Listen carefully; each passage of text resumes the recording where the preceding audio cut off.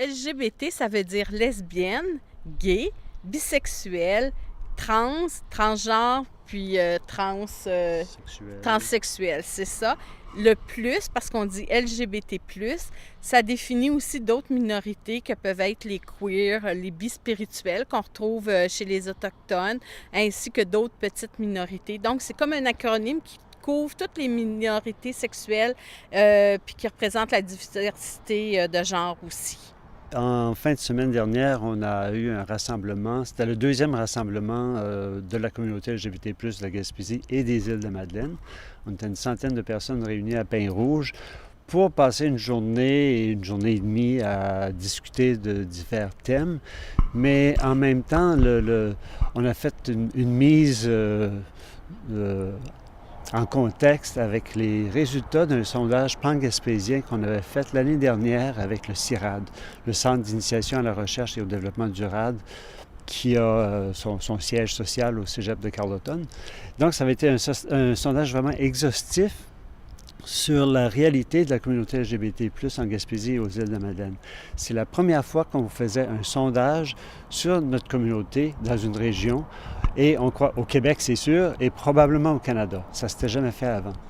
Et les grandes conclusions qu'on a pu en tirer, c'est que, entre autres, les associations deviennent absolument essentielles. Les associations LGBT+, deviennent absolument essentielles pour permettre de briser l'isolement des personnes, des membres de la communauté, et de leur permettre de faire un pas de plus vers une plus grande inclusion sociale.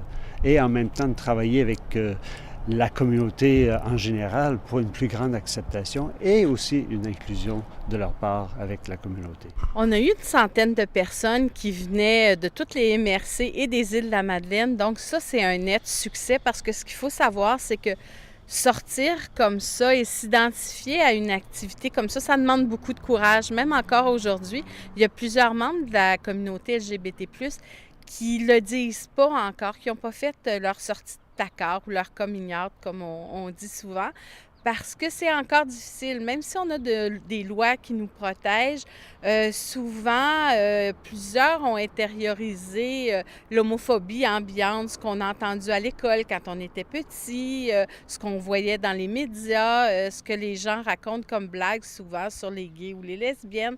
Donc, tout ça, ça freine la sortie de placard. Donc, 100 personnes qui ont décidé de venir à une activité comme ça, c'était vraiment extraordinaire, là. C'était incroyable. Ça a été une belle fin de semaine. On a discuté sur plusieurs sujets qui vont alimenter les plans d'action là, de l'association pendant les prochaines années. Et on a aussi pu